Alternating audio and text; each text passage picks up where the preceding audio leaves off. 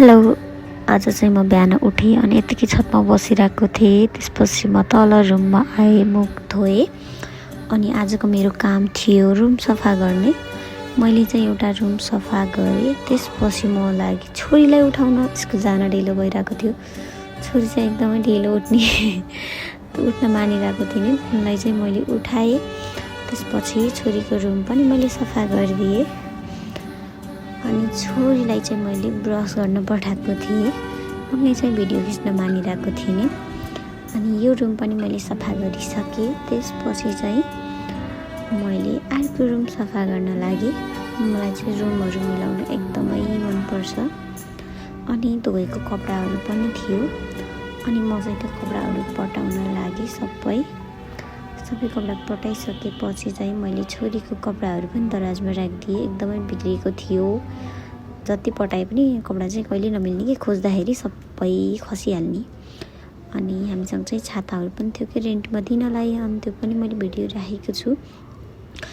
अनि मैले चाहिँ छोरीलाई छिटो गर भनिरहेको थिएँ। छोरी चाहिँ एकदम ढिलो गर्ने। त्यसपछि म मुवा बुवाको रुम सफा गर्न लागेँ। अनि सबैभन्दा चाहिँ मलाई एकदम झ्याउ लाग्ने काम के भनेपछि यो सिरकमा खोल हाल्ने चाहिँ मलाई एकदमै झ्याउ लाग्छ। तैपनि मैले सिरकहरू खोल हालेँ। खोल हालिसकेपछि चाहिँ मैले यो सबै कोठा सफा गरेँ।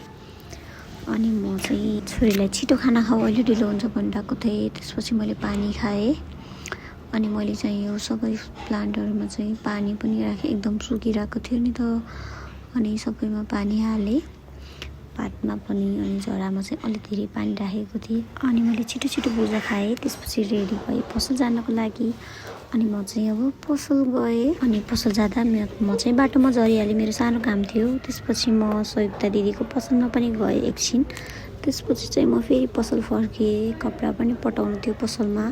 अनि साँझ पनि फेरि कपडा पटाएँ। अनि मैले चाहिँ नास्ता खाएँ, चाउमिन। मलाई चाहिँ चिया एकदमै मनपर्छ, चिया पनि खाएँ। अनि दाइ चाहिँ मेरो भिडियो नखिच भन्दै हुनुहुन्थ्यो। घर आएँ, एकछिन आगो तापेँ, पानी खाएँ। त्यसपछि म चाहिँ सुतेँ। Good night.